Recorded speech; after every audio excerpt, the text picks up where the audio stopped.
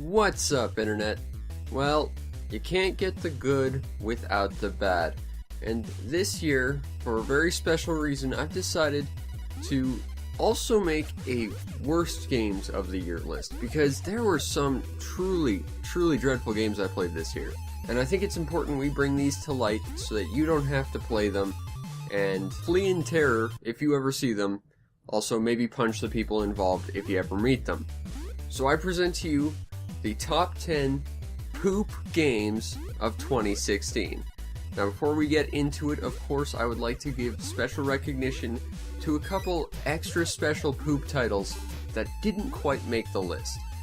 So, special recognition to Marvel Land on the Mega Drive, Evel Knievel on the Game Boy Color, and of course, as you can see, Treasure Master. No! Anyway, let's get into the list proper with number 10. Big Sky Trooper. Okay, this is probably the unique one on the list because this is the only one that might actually be a good game. But it just didn't click with me. Going around exploring the stars, dropping down onto planets, exploring the planets, shooting alien spaceships in space, it all sounds good, but it just feels like it wasn't handled well. The planets are practically barren, and they start looping after about 3 seconds. And shooting things in space is fun, except it really just serves to make the entire game take longer than it feels like it should, because it really wasn't all that enjoyable. It's frustrating because honestly, I could see this game being appealing, but it's just not for me. And that's also why it gets number 10, because there might actually be something here for someone, just not me. Continuing the theme of things that you can play on your Super NES, we go with number 9, Great Battle 2. You should know me by now, you know I love my Great Battle games, but this is the only one I've played that I've ever truly hated, and that's up to and including that weird football game I played that one time. Here's the deal, it's a 2D beat-em-up. But, as a young Sekai Kamiki would soon learn, like 20 years after the game was made, you can't fist fight with an SD Gundam. Your limb proportions are so small that you have to literally be standing in your opponent to actually hit them. And that's just bad. And even if you can get past that, it's just kind of bland. If you want a good Great Battle beat-em-up style game, go get Great Battle 3, which was basically the Great Battle spoof of Golden Axe, and was actually a fantastic game. But oh wait, that's not the only bad beat-em-up on the Super Nintendo I played this year, because here we go with number 8, UFO Common Yaki. Alright, here's the deal. It's a 2D beat-em-up featuring an instant ramen mascot. I mean, that just sounds so incredibly bad that if a game about that had to be produced, it had to have been awesome, right? No, not really. It was pretty awful, actually. The sad thing is, it does have goofiness and charm at times, but you're basically fighting the same generic enemies over and over again, with very little variance in your own moves. It feels sluggish and just bland. I mean, while Great Battle 2 might have not been a fun game, at least it had a little bit more personality than this. And that's actually saying quite a lot, which is unfortunate. Skipping ahead to number 7, a game I found at GameStop with literally an inch thick of reprice stickers down to a penny. I figured, how bad could Yaiba Ninja Gaiden Z be? Well, it's been a while since I've last played a Ninja Gaiden game. I mean, the last one I played was on the NES. But this game is just terrible. It's the most generic fighting ever. The enemies are generic. The main character is uninteresting. The writing at times might be clever, but is usually just kind of puerile. Now, maybe this is completely just a misstep for Ninja Gaiden in general, but if this is really what Ninja Gaiden has become, I'll stick to the NES, thanks. Moving on to number 6, we have Madagascar, the video game. Okay, I'm going to be completely open and honest with you about this one. I've never once played this game. I bought it, I put it into my PS2 for the sake of recording this segment, and I'm never going to touch it again. Might be a completely great game. I'll never know, because I don't care. So you're probably wondering why this is on this list then, right? Because, you know, I've got no experience. How do I know it's a bad game? Well, the thing is, this isn't the game I bought. I bought Tetris Worlds, and continuing a laughably bad theme of me trying to buy Tetris games, the 13 previous times I've tried to do so I can just say I own Tetris, it's never happened. And this one just made me mad. I mean, come on, it's a licensed movie game. How great can it be compared to the majesty of literally any form of Tetris, even knockoff Tetris? So, sorry Madagascar the video game, the extent you've made me happy is I got to swap out your case with Musashi's Samurai Legend, so now that's in an actual proper PS2 case, instead of a weird, like, not PS3 case. But that's all you've ever done for me.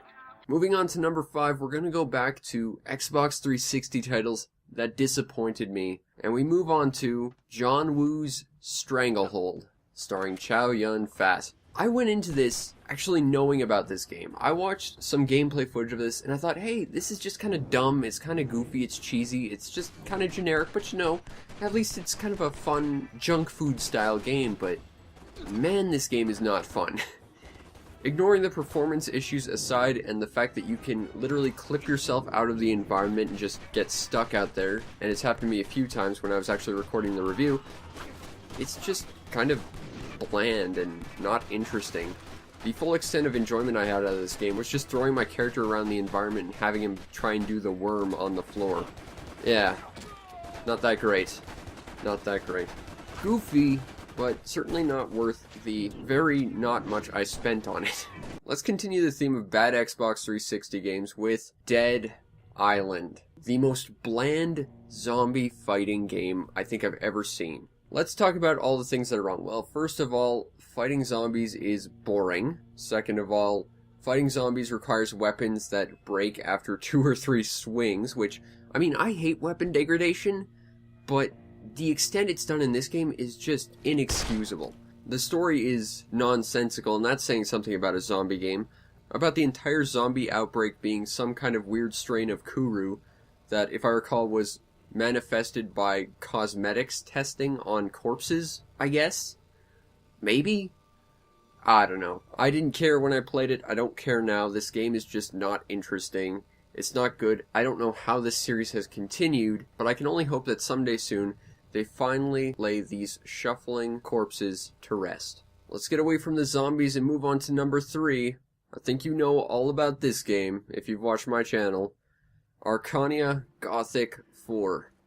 Coming from a guy who loves this genre, this is a mockery of open-world exploration RPGs. It's plagued with numerous technical issues, terrible frame rate, really janky hit detection, a generic storyline, and the entire open world is just a joke. I mean, yeah, there's an open world to it, but unless you want to go collect one of the, 120 bonus collectibles that you don't ever need or care about, there's no reason to ever go out there and explore it. The combat is very stiff and unforgiving, and it feels like you have to basically pre-plan how you want to go fight your opponent, rather than switching in between mid-combat, which is usually how I like these games to work. But, I mean, I could list every action RPG on the system I preferred even more than this, and that includes stuff like The Witcher 2, which, I mean, that's a good game, but I don't like it.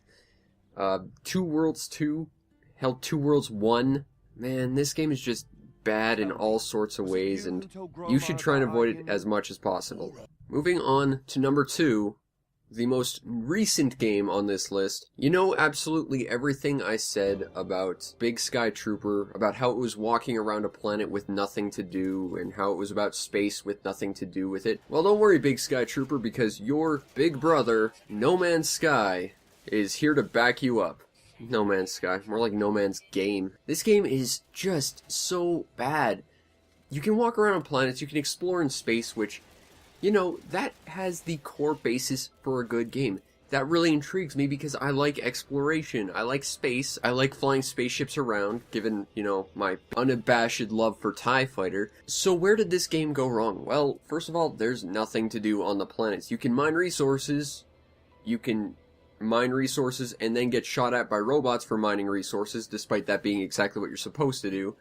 And you can follow a very non-existent plot. You can try selling stuff to people, but it all comes back to, for what reason? And I still have no idea why. Moreover, this game is just boring. When I bought this day one, I played it for about 8 hours straight, and I hadn't picked it up until having to record it for this video. That's how boring it was. Because it's just like, yep, I played it for that long.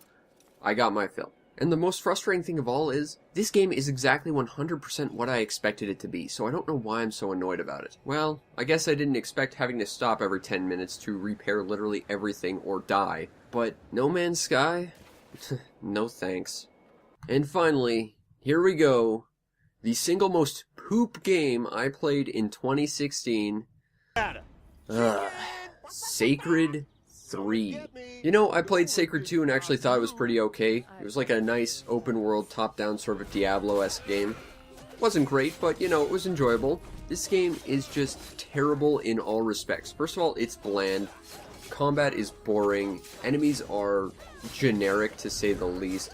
There's abhorrently, you know what, scratch that, offensively bad writing. And just nothing of interest to hold your attention in this game. There's not really any interesting loot or anything. And you know, I'm gonna be completely unprofessional by admitting this, but I came to this conclusion after completing the first level.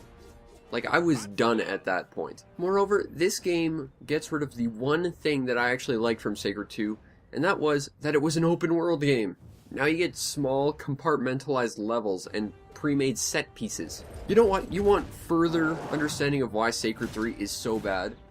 I first played this in January. I played it once through the first level. It was at that point that not only was I done, I was absolutely certain I needed to create an entire list based around how bad this game was, and make it an entire year later, calling it the poop games of 2016. That's how bad Sacred 3 is. It is hands down the worst thing I've had to play this year. And now that I'm completely frustrated, I want to hear what your worst games of 2016 were. I don't care if they were released this year, I don't care if they were released the year you were born. Just put it in the comments, because I want to know the games I should probably avoid or get super cheap just to rant about in a review for your entertainment later on. And now I'm gonna go play something that makes me happy, because now I'm just angry. I'll see you later. Peace out, Internet.